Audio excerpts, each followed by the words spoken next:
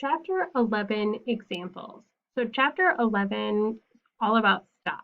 So our examples are going to look at a variety of problems to do with stock transactions. So first we're going to look at stock issuance examples.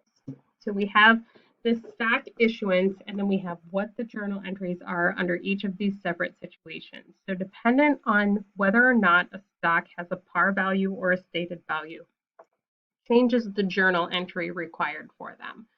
So in our first example, the stock has a $2 par value. So if you remember from the chapter information, par value is just an arbitrary amount that is assigned to stock on the date that we're allowed to sell stock by the SEC. So we have a stock with a $2 par value. So our journal entry is we received cash. So we debit cash. We received cash of $152,000. We sold 19,000 shares of common stock. So we're going to credit common stock. What we credit common stock for is the amount of the par value. So this is 19,000 shares times a $2 par value. So the common stock account gets credited for $38,000. The rest of the money that we received for common stock goes into an additional paid-in capital. So paid in capital. This can be additional paid in capital or paid in capital in excess of par value. Different companies call it different things. So the difference then is $114,000 to make our debits equal our credits. If a stock does not have a par value or a stated value, then the entire amount of the transaction gets recorded in the common stock account. So we would receive $152,000 in cash, and we would record common stock of $152,000. In the last example, the stock has a $5 stated value. So we receive cash of $152,000. We have common stock. We sold 19,000 shares, and those shares have a $5 stated value. 19,000 times 5, or 95,000, goes into our common stock. The rest goes into a paid in capital in excess of stated value account. So we would balance that equation for the remainder of that transaction.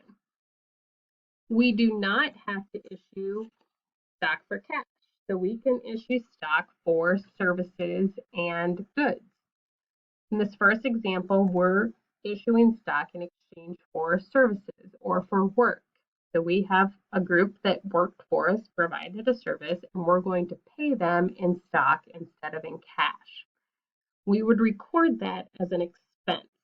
So we would have an organizational expense or an operating expense, some kind of an expense account that we record that transaction to.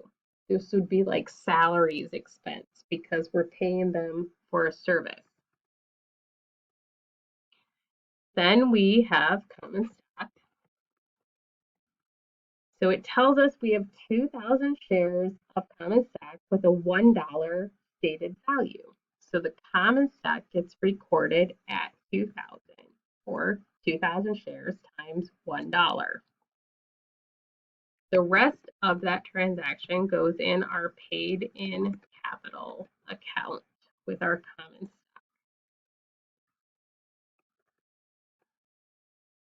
In this second example, instead of services, we're receiving building and the land. So we purchased a building and land with stock instead of with cash. So we receive a land and a building, which are both asset accounts, so they get debited. So the land is $45,000 and the building is $85,000. We have common stock and paid in capital.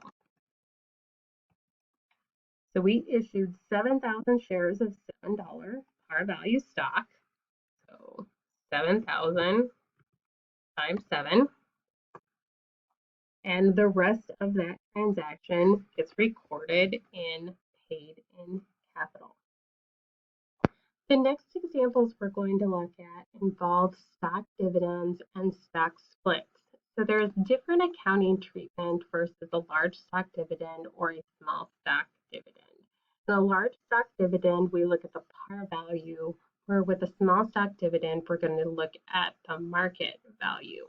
So in this example, we're going to prepare the updated stockholders' equity section based on this 50% stock split. So we have the information before, and what we want to know is how does it change after that 50% stock split?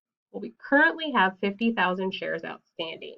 So if we issue a 50,000 or a 50% stock split, then we're going to issue 50% of our shares or a stock dividend. So now we're going to have 75,000 shares outstanding after this large stock dividend.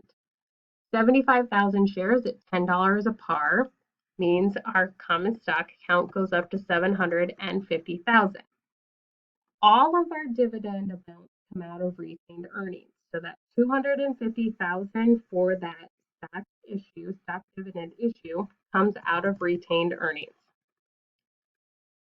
So the total amount in our stockholders' equity account does not change. What changed is the number of shares outstanding and the amount we had in retained earnings versus the amount we had in our common stock account. Now, if we look at the small stock dividend, we'll see that that's a little bit different. So now we're going to issue a 20% stock. We have date differences here. So we say we're going to issue on February 5th, but we're not actually going to distribute it until February 28th.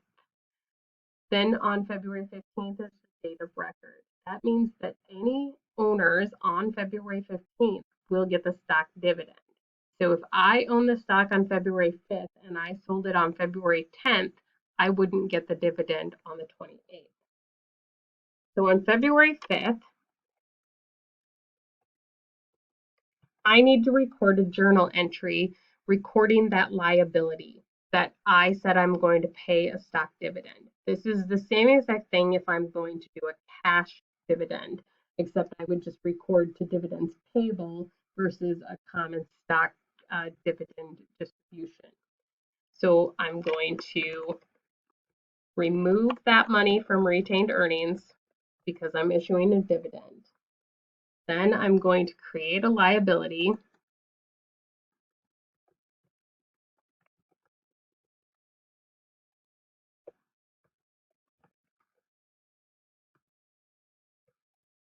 I have paid in capital.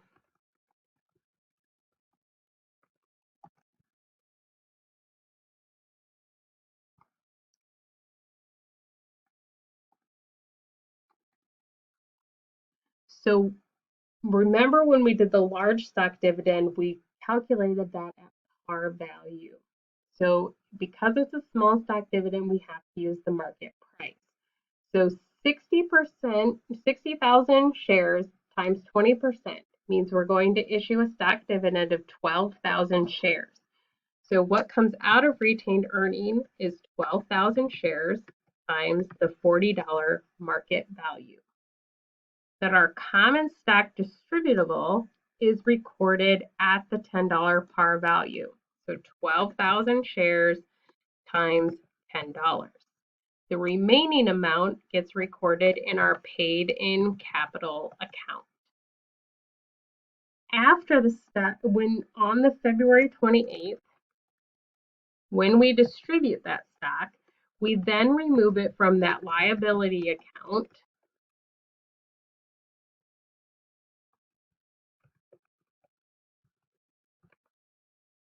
and move it into our common stock account.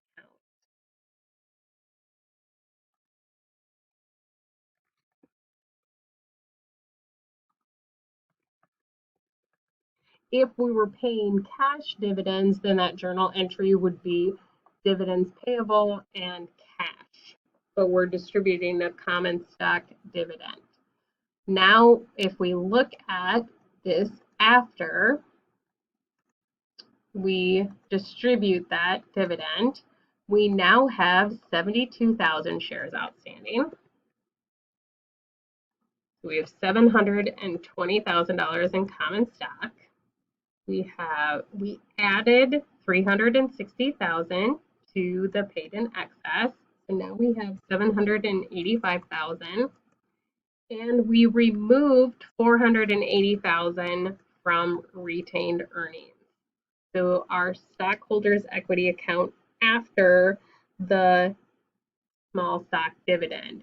It's the same exact money as before. We've just changed amounts in all of the columns and issued 12,000 additional stock.